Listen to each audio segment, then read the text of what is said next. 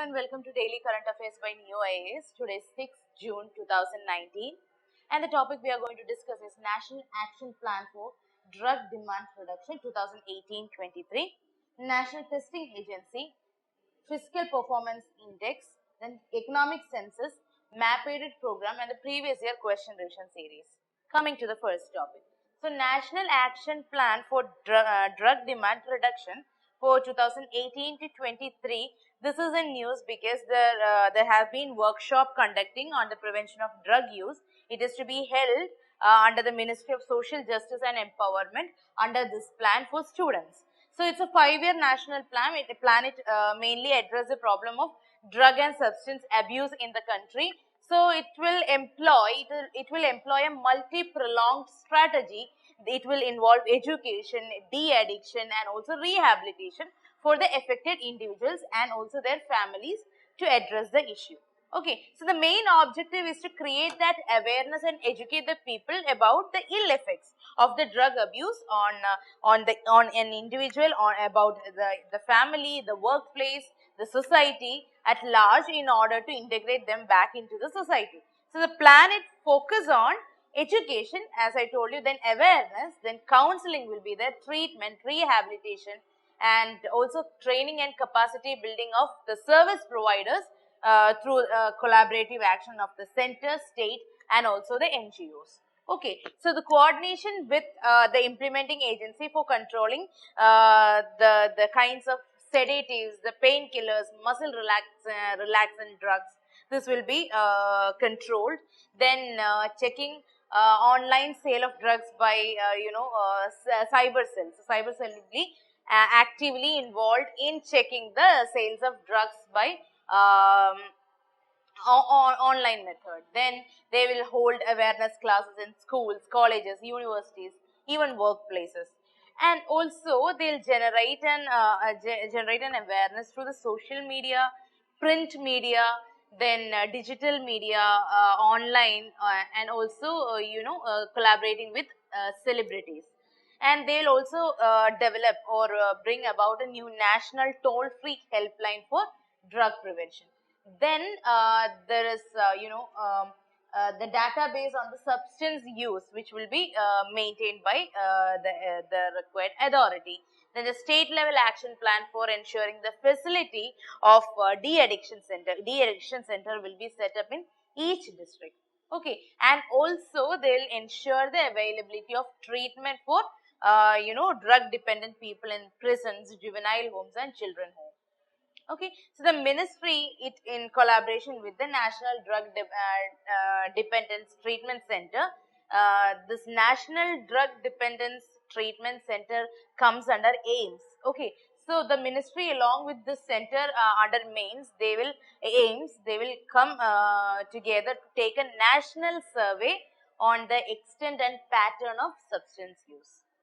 Okay, next is National Testing Agency. So this is in news because the NTA, they have declared the result of NEET, okay, of 2019. So it is a self-established or a self-sustained specialized autonomous organization in order to conduct what the entrance examination, okay, in higher education institutions. So it is to access the competence of the candidates for admission and recruitment, matching with the research-based international standards, efficiency, transparency, and error-free,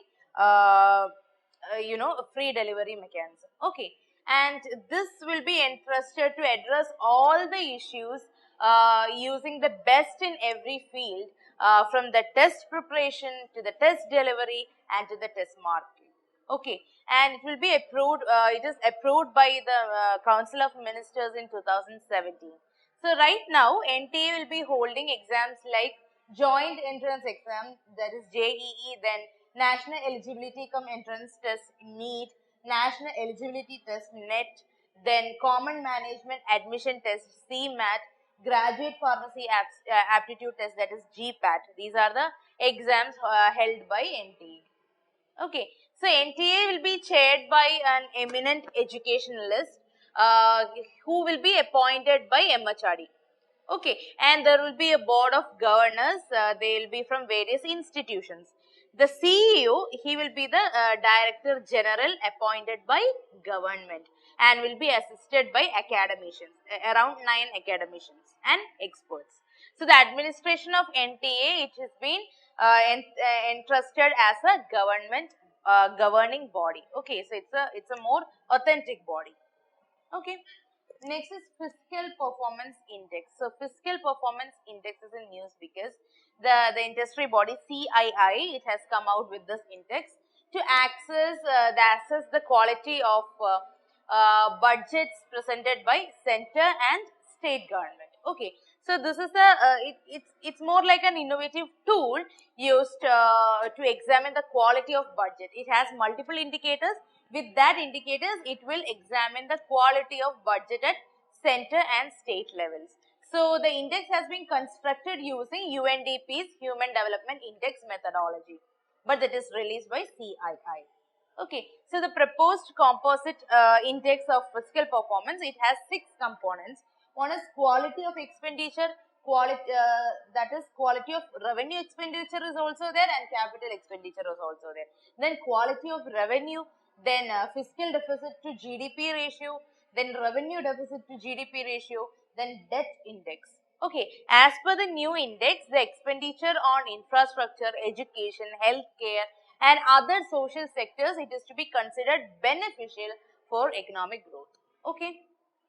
So CII, it's basically, it's a non-government, not-for-profit, industry-led, industry-managed organization.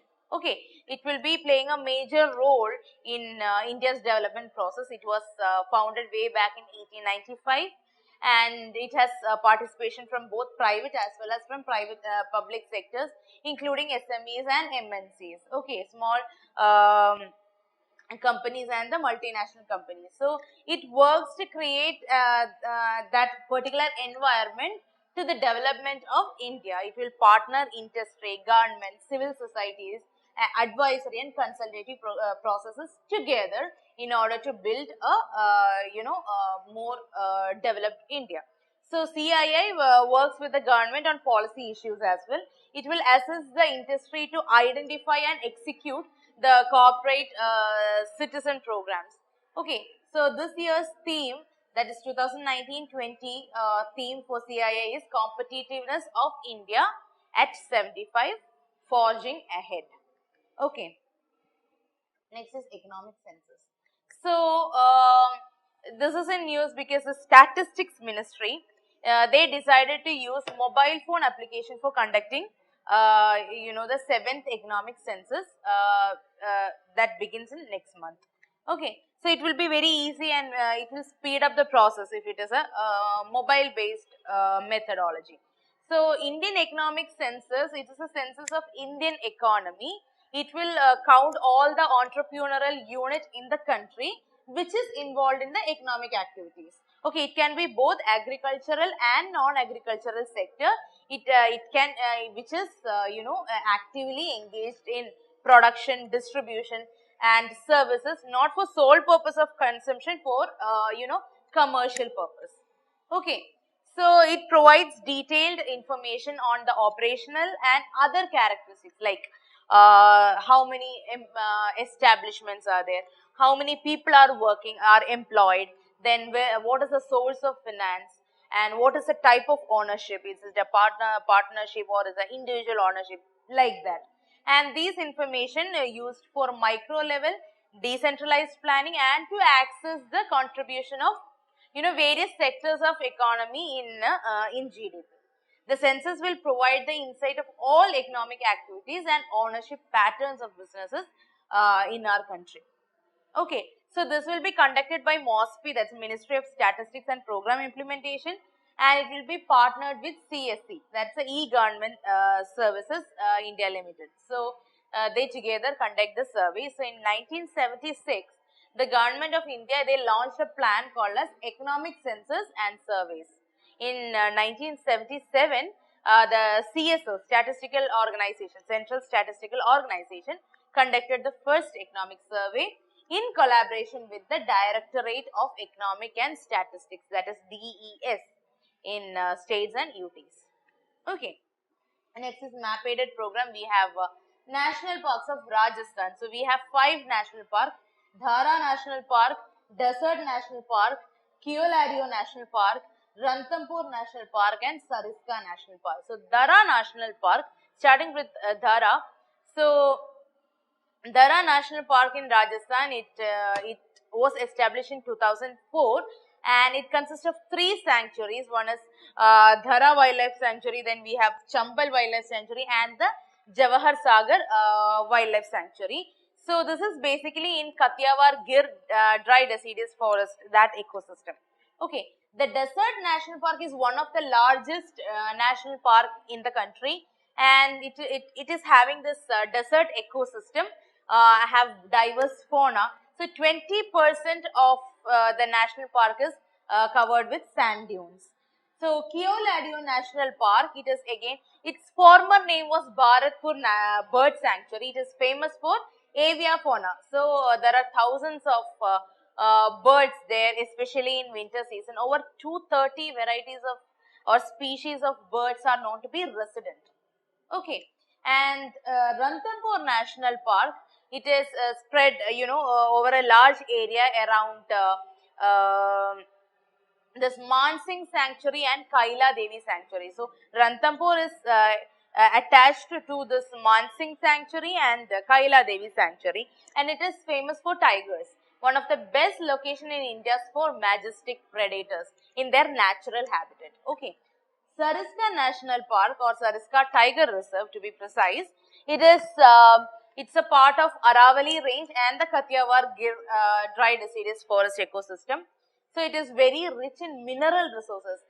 You might be heard of the copper resource of Rajasthan. So Sariska Tiger Reserve have a majority, a major collection of this copper resource. Okay, so I have not attached a map to it. I want you to find out and draw a Rajasthan map and mark the important national park there. So it is just experimental basis. If you don't like it, please let me know. I will attach the map from tomorrow onwards, but because you are just seeing the map and leave it just like that, it will not benefit you. So please let me know if you want me to mark it, or if you will find it. Okay, I want you to be more involved in the class. Next is previous year question ration series. So in India, the Himalayas are spread over 5 states only. Western Ghats are spread over 5 states only. Pulicat Lake is spread over 2 states only. So let's begin from Pulicat Lake. Pulicat Lake is in the boundary of Tamil Nadu and Andhra Pradesh. So it is spread over 2 states. So 3 is correct. Western Ghats are spread over 5 states. Let's count. It is starts from Kerala, then Tamil Nadu, because Nilgiri is a tri-junction. So Tamil Nadu, Karnataka, Goa, Maharashtra, Gujarat. So it's 6 states, right? So the option 2 is wrong. Then you can eliminate A and C. Then you are left with B and D. Okay. In India, the Himalayan states are spread over 5 states only. That's the first statement. So let's count the Himalayan states. Jammu starts from Jammu and Kashmir, then Himachal Pradesh, Uttarakhand, Sikkim, then you have hill tracts of West Bengal and Assam, then going up you can find Arunachal Pradesh, then below that Nagaland, Manipur, Mizoram and Tripura. Okay, so you have like 11 to 12 states. I think I covered everything. Okay, so 11 to 12 states, the Himalayan states. So the statement 1 is also wrong. So we are left with the option B. So B is the right answer, 3 only. I hope you enjoy the session. So if you have any new suggestions or if you need the map, please let me know, because yesterday also I asked you to locate the map. Yeah, nobody has commented. So I want you to be more interactive. Okay, so thank you so much. Good night.